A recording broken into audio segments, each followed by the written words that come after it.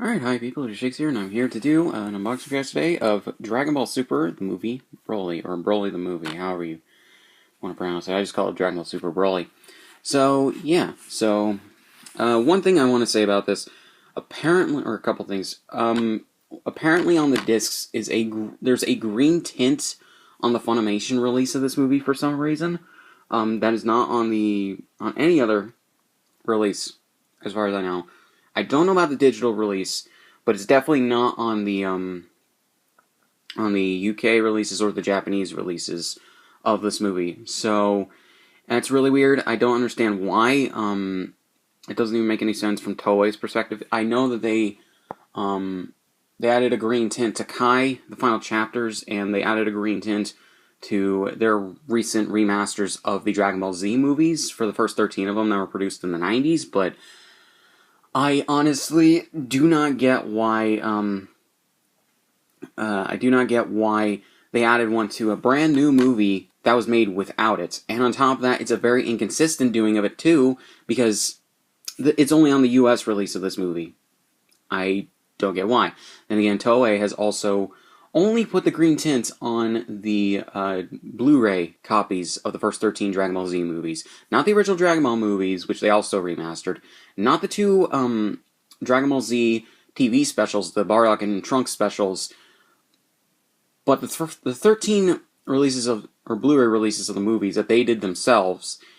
And the Amazon Japan and Netflix Japan streaming versions of the movies do not have that green tint. They also censored those movies to a degree where characters were flipping off other characters. It's only in 2 or 3 of the movies, and I don't know, it's just for a second, but it doesn't really make any sense. And they only censored it for the Blu-ray release, by the way. The streaming versions are fine for no reason. So I do not get why. Then there's also the Vic Mignogna stuff, which I do not feel comfortable talking about in this video, because that's not what this video is about.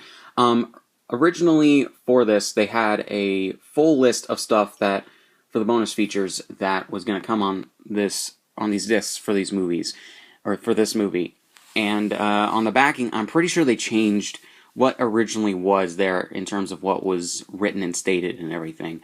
Probably not on the discs, because that authoring would have been done several months ago when they were planning everything out before the Vic stuff happened.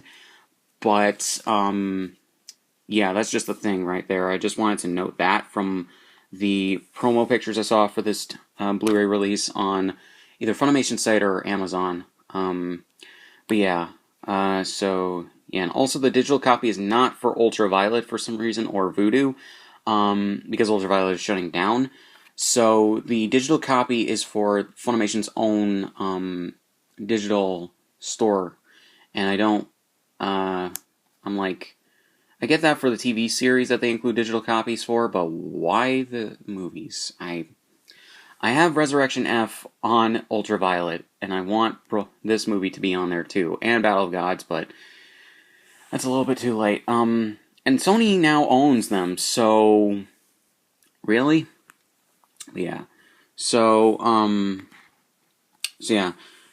let's get to this. So on the front, you have Goku right there, Vegeta right there in Super Saiyan Blue, Broly right behind them, a Saiyan Space Pod right there, Broly in his Super Saiyan form right there, I believe. The Dragon Ball Super logo, Broly right there, which this movie was actually, in terms of Broly's name, it was actually spelled with the US spelling of the name, rather than the Japanese one, which had an I instead of a Y. So that was actually pretty good. From what I can tell, this movie was meant to appeal to Western audiences more than Japanese, but even the Japanese loved it, so yeah. Because Broly, even though he's a very contentious figure, look at Team 4 Star's Broly Abridged movie to see why, it's very good that Toriyama decided to reboot the character and make him actually good. I could make reviews of the original 3 Broly movies if you guys want me to, and I probably will anyways eventually, so yeah, I do not like the original version of Broly, just to say that right there, but that's a discussion for another time. So then you have the Funimation digital copy sticker right there, which you can easily take off, and thankfully it doesn't leave any markings or anything for the adhesive, so it's good.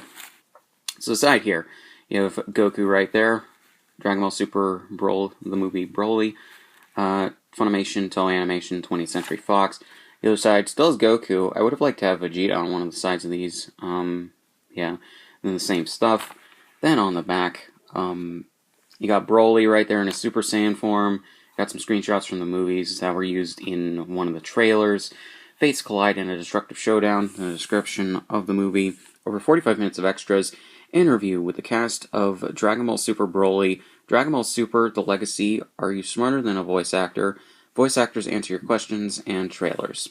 So that's probably why. There's a bunch of different voice actors answer your questions. Bonus features on this, I believe. So, okay, so that makes sense. Digital thing. DVD has the film in just 480p, but widescreen. English 5.1 surround, Japanese 5.1 surround. Although the Japanese track does have the English version of the English versions of some of the songs that were produced for this movie. Basically like Battle of Gods and Resurrection F, so that's not really surprising. English subtitles, color. Although the English subs also contain the dub names, which don't make any sense to me, and the dub spellings of some of the names if they weren't changed. So I don't really get why they wanted to do that. For some of the names, it's not that bad, like Frieza and Broly, but and Beerus, but I don't really get why Toei decided to have Funimation do that. And that is what Funimation said, by the way, on the DVD for a disclaimer. Yeah, it doesn't make any sense to me. Region 1, NTSC, 16:9, Dolby Digital. Blu-rays in Region A, video, 1080p HD, 16:9 HD native, Dolby True HD, English 5.1, Japanese 5.1, and subtitles in English. Blu-ray special features, 1080p HD 16:9 HD native, Dolby True HD English 2.0, and subtitles in English. So yeah, rated PG, really surprised at that. About 100 minutes for the runtime for the movie. 49 minutes of extras, Toei, 20th Century Fox, and Funimation, all that.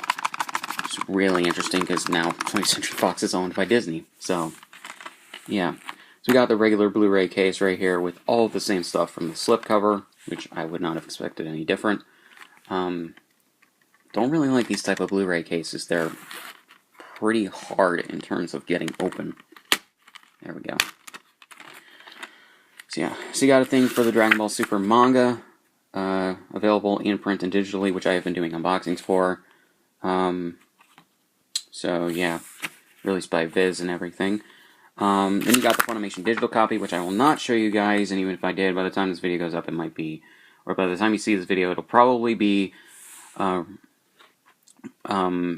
redeemed already, because Funimation's site is currently under maintenance, so I couldn't redeem it before shooting this video, and I wanted to get this video done as soon as possible. So you got the DVD right here with Goku right there. I love the Shintani artwork, by the way. Thanks to Anime AJ for basically explaining all the stuff in terms of the artists behind the arts and everything. So behind here you have a bigger still picture of Goku. Then you have the Blu-ray right here with Broly. Then behind him, oh, Vegeta. Nice. Did not expect that. It's actually really cool. I'm going to switch these discs because I'm probably going to reach for the Blu-ray discs more than the DVD disc. But yeah, so minus some things that are really, really stupid, like the green tints and the dub names in the subtitles, which honestly don't make any sense, and I don't get why Toei did that. They did the same thing for the Crunchyroll streaming of Dragon Ball Super, so I honestly don't get it, and I hope that they cut that shit out, because that's really annoying and stupid. Honestly, you don't help by doing that. It's really confusing to dub fans, because they don't expect the same names, for the most part, for some characters that they know are different in the English dub.